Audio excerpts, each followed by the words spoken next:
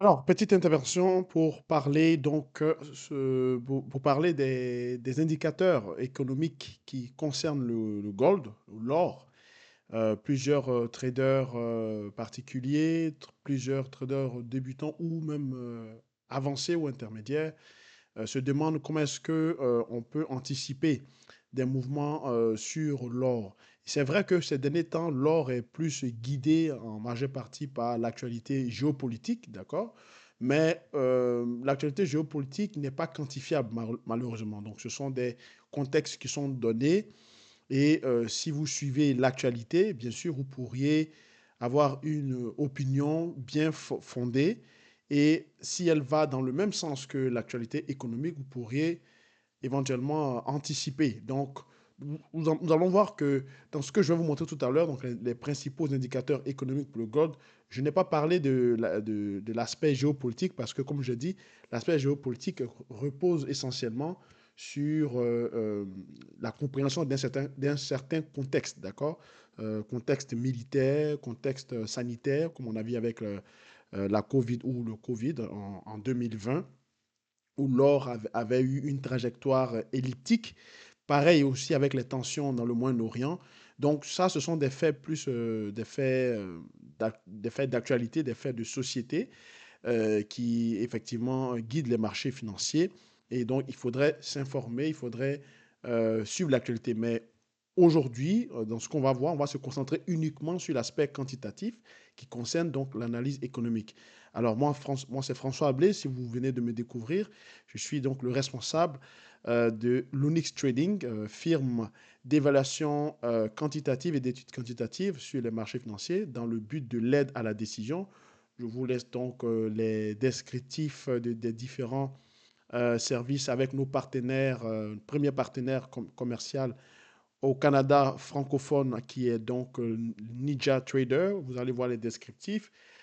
Allez sur les sites pour jeter un coup d'œil, ça peut être très intéressant pour vous. Ce sont donc, des conditions de marché très intéressantes. Vous avez le site, on peut le avoir en français comme en anglais.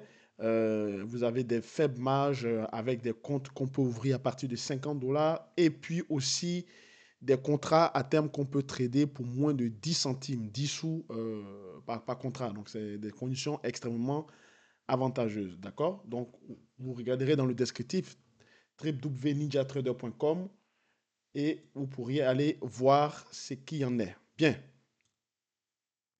Alors, je vais donc, comme d'habitude, rétrécir mon image. Voilà. Donc, le plus important est devant vous, les indicateurs économiques et fondamentaux pour le gold. Alors, est-ce qu'il y a vraiment une grande différence entre fondamental et économique? Non. Tout ce qui est économique est inclus dans le fondamental. Dans le fondamental, c'est-à-dire c'est ce qui est au-delà donc, de l'analyse technique ou quantitative. Donc, tout ce qui concerne des anticipations on va dire de type qualitative. Donc, on a parlé de la géopolitique, donc tout ce qui concerne aussi les indicateurs indirects qu'on va voir, les indicateurs directs comme ce que vous voyez à l'écran, l'US CPI, c'est-à-dire l'US Consumer Price Index, donc l'indice des prix à la consommation au niveau des Américains, le Core PCE, c'est-à-dire Personal Consumer Expenditure, donc ça veut dire que ce sont les dépenses personnelles des ménages qui concernent donc l'impact en majeure partie de la déflation. Et quand on parle de core, c'est-à-dire on a enlevé les items qui sont les plus volatiles, que sont la nourriture, le transport et l'énergie en quelque sorte. Le panier, pardonnez-moi, le panier qui compose l'inflation est composé de près de 600 items, d'accord, donc qui sont révisés chaque année. Et lorsqu'on exclut les éléments les plus volatiles, comme la nourriture, l'énergie et le transport, on a ce qu'on appelle le core, c'est-à-dire le sous-jacent, d'accord. Les taux d'intérêt que vous connaissez, donc les décisions de politique monétaire, FOMC, l'USPPI, c'est-à-dire le Price Producer Index, c'est-à-dire l'indice des prix des producteurs. Donc ça, c'est le volet indicateur économique. Après, vous avez l'US GDP Price Index, c'est-à-dire le déflateur du PIB. Donc, on veut savoir quel est l'impact du PIB, c'est-à-dire donc quel est l'effet des prix sur l'effet des prix sur le PIB, c'est-à-dire comment est-ce que les ménages réagissent par rapport à l'évolution des prix. Est-ce que les ménages arrêtent de dépenser? Donc, on parle donc de choc déflationniste ou de risque déflationniste. Ou est-ce qu'ils continuent de consommer, donc d'alimenter la spirale inflationniste? Donc, on parle d'inflation ou même si le coût de la vie est beaucoup trop, on peut aller vers une hyperinflation. Alors, bon, ce n'est pas le cas. Pour l'instant, on est du côté de l'inflation. L'USGDP, donc, qui est le Gross Domestic Product, qui est l'indice phare du taux de croissance aux États-Unis.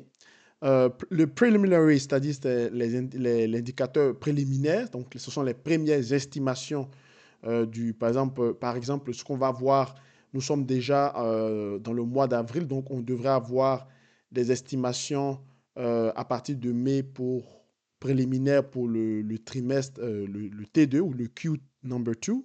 Et puis après, on va voir à la fin du trimestre les estimations finales. D'accord? L'US Consumer Report, Sentiment Consumer Report de l'Université de Michigan.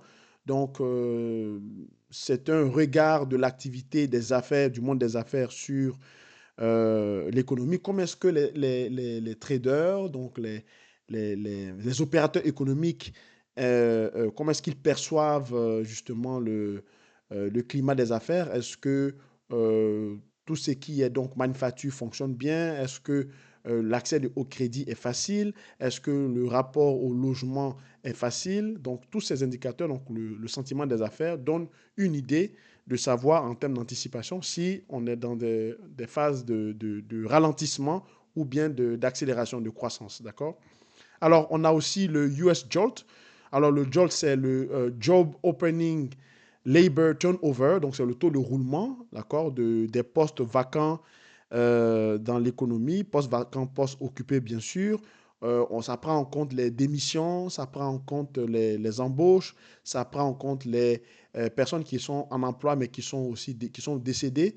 Donc, tous ces facteurs sont analysés et on a une estimation qui permet donc d'avoir un regard sur, disons, sur l'état de l'emploi aux États-Unis.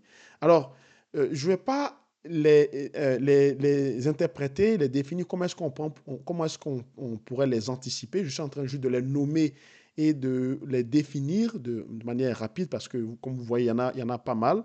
Mais c'est vraiment ceux-là qui sont les plus importants pour trader le gold.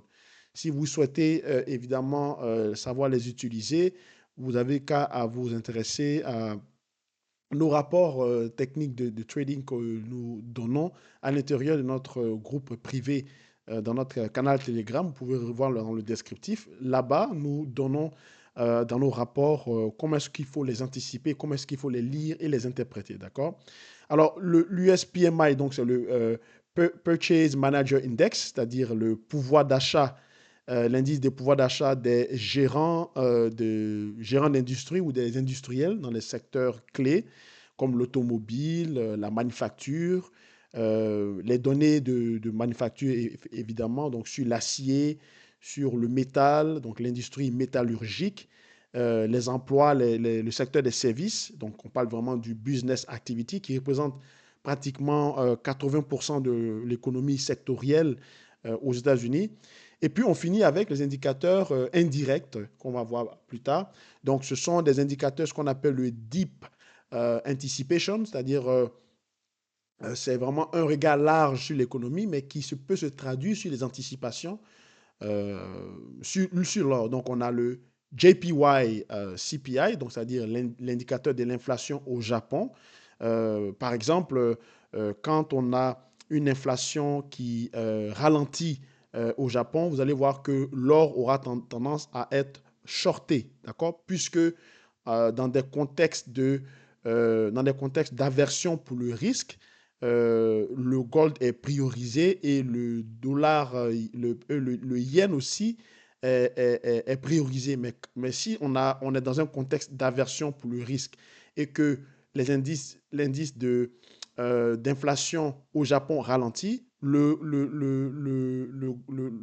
ou le gold se met automatiquement à être vendu parce qu'en réalité, c'est comme si cette période d'aversion pour le risque n'est pas encore à son paroxysme, d'accord? Dans le même sens, si par exemple on a une inflation qui monte beaucoup au Japon, donc en termes de rythme d'évolution des prix, et que nous sommes dans un contexte d'aversion pour le risque, alors évidemment le gold va se mettre à monter, d'accord? Donc c'est ce genre d'anticipation qu'on peut faire. Euh, le, le, le, le taux l'indice des prix à la consommation au niveau européen aussi en est un, il est corrélé positivement, donc il va dans le même sens, tout comme l'indice des prix aussi au Japon, ils vont dans le même sens, c'est-à-dire que quand ces indicateurs-là montent, le gold monte, quand ces indicateurs descendent, le gold descend, dans un contexte, ça il ne faut pas l'oublier, dans un contexte d'aversion pour le risque. Dans un contexte d'appétit pour le risque, donc ça évolue de façon inverse, c'est-à-dire que quand l'inflation monte au niveau du Japon, le gold va être vendu généralement, d'accord? Et ainsi de suite. Alors, au niveau de l'USM2, c'est bien sûr l'indice de la masse monétaire, c'est l'indicateur phare qui permet de contrôler la masse monétaire ou les injections dans l'économie, surtout quand on parle évidemment du contexte de QE, donc de quantitative easing, ou bien aussi quand on parle de QT, donc de quantitative tightening, c'est-à-dire du resserrement donc, de la balance, du balance sheet, hein. Donc c'est dans cette optique-là que généralement, ça permet d'avoir une idée d'abord sur le crédit, donc de manière indirecte, pour voir est-ce qu'on est en face d'un début de resserrement des taux ou bien on est en phase d'un début de baisse de taux, donc d'accommodement. Ça aussi, ça, en fonction du contexte, ça permet d'avoir une anticipation sur l'or, d'accord? Le VIX, l'indice de la peur, bien sûr, avec les expirations des options. Quand on est dans une phase où les contrats à terme, c'est-à-dire en fonction de leur ce qu'on appelle de maturity, donc de leur échéance, commencent à arriver, vous allez voir que lorsque le VIX commence à être vendu massivement, le gold aussi se met à baisser. D'accord? Lorsque le VIX se met à monter, donc avec les indices de la peur, le gold aussi commence à s'envoler parce que ce sont des phénomènes donc, de couverture qui sont mis en place. D'accord? Donc le VIX évolue de manière positive avec l'or. Quand il monte, le gold monte. Quand il descend, le gold descend. D'accord? US spread yield, c'est-à-dire que ce sont les écarts de taux entre les taux longs et les taux courts, donne aussi une bonne anticipation concernant les phases de récession, hein. Quand on a des taux qui sont en bas de zéro, donc dans le négatif, si on est dans un contexte d'accommodement, généralement, le gold va se mettre à baisser. Mais si on est dans un contexte de resserrement et que les taux, par exemple, sont au-dessus de zéro, vous allez voir que le gold va se mettre à monter parce que ça veut dire qu'on a une pression des taux qui est en train d'arriver et donc les acteurs du marché vont se mettre à aller chercher plus de rendement sur le gold. Donc, il faut comprendre que dans l'analyse économique, le facteur clé, c'est le contexte. Il faut d'abord définir le contexte avant de pouvoir l'interpréter. Et ça, bon, ça ne se fait pas aussi aisément, ça vient avec le temps. Sinon, vous avez des structures comme la nôtre qui vont vous décortiquer à travers donc, ce travail-là qu'on le fait pour vous, parce que c'est pour ça qu'on est là, c'est pour mettre en exergue donc, vos capacités de pouvoir anticiper et de vous donner plus de confiance sur les marchés financiers. On finit avec le China Retail Sales, donc c'est-à-dire les ventes au détail en Chine. L'industrie de l'or, l'industrie aurifère est très développée en Chine, surtout avec donc la production de bijoux. Donc, dans les ventes au détail, c'est un facteur très important pour avoir une anticipation, donc une deep anticipation sur l'évolution ou le prix de l'or. Donc, il y a des momentum comme ça qui peuvent arriver quand on a des indicateurs de ce type par rapport à un certain contexte, on peut avoir donc une idée, notamment aussi sur le taux de croissance en Chine, d'accord? Le GDP, China GDP. Donc, vous le retrouvez ici, donc classifié pour vous. Donc, on a les indicateurs directs, c'est-à-dire, bon, évidemment, les indicateurs directs, c'est pas plus ou moins, c'est la plupart, ce sont les indicateurs qui sont reliés au dollar américain. Pourquoi? Parce que le gold se négocie en dollars pour l'instant, jusqu'à preuve du contraire, d'accord? Donc, on a les indicateurs US qui sont directement impliqués au niveau de l'évolution du gold. Ça ne veut pas dire que quand le dollar baisse, le gold monte, d'accord? Ça, ce sont des perceptions que, bon, la plupart des gens pensent que c'est le cas, mais ce n'est pas le cas. Ce n'est pas quand le gold descend que le gold monte, non. C'est plutôt quand, par exemple, il y a un facteur macroéconomique qui est en place et qu'on a un certain contexte qui définit ce facteur, en ce moment-là, le dollar va réagir et donc on a l'impression que le gold aussi réagit en même temps. Mais ce n'est pas parce que c'est pas parce que le dollar descend que le gold monte, c'est pas parce que quand le dollar monte, le gold descend. C'est plutôt par rapport au facteur macroéconomique qui est relié généralement à la monnaie ou bien soit à l'activité générale de l'économie ou soit par rapport à l'indicateur de productivité. D'accord? Comme par exemple le taux de chômage. Si le taux de chômage baisse pendant un contexte de resserrement de taux, vous allez voir que le gold va se mettre à monter. Parce que, voilà, on a donc un chômage qui baisse, ça veut dire que l'économie se porte bien, donc il y aura une spirale inflationniste qui va s'alimenter, sauf qu'on n'est pas dans un contexte d'accommodement, on est dans un contexte de resserrement des taux. Donc, l'effet automatiquement s'annule. Par contre, si le même phénomène se produit et que nous sommes dans un contexte d'accommodement, c'est-à-dire où on est censé baisser les taux, alors ça mettra la pression sur le gold. Vous voyez, donc faites très attention. Alors, voici un peu comment est-ce que vous pourriez voir ou anticiper ou comprendre ces phénomènes. Comme je vous ai dit, vous pourriez donc faire affaire avec des services comme le nôtre. On va jeter un coup d'œil rapidement sur donc, les, euh, les marchés financiers. Donc, au niveau du calendrier de marché, généralement, on utilise Trading Economics. C'est un superbe outil de consultation de données économiques avec bien sûr les chiffres précédents, le consensus et puis leurs méthodes de prévision. Ils utilisent des méthodes de prévision comme ARIMA, donc Auto Regressive Integrated Moving Average. Donc ce sont des estimateurs statistiques qui marchent très bien, qui sont très intéressants. D'autres aussi utilisent, il y a d'autres sites comme Forex Factory ou bien d'autres choses.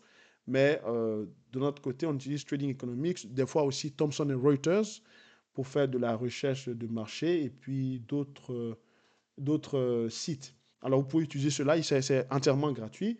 Et puis, voilà, sur le site, sur le marché du gold, avant qu'une nouvelle sorte, il faut d'abord, comme je vous ai dit, localiser, donc voir le niveau du prix, voir le contexte de marché.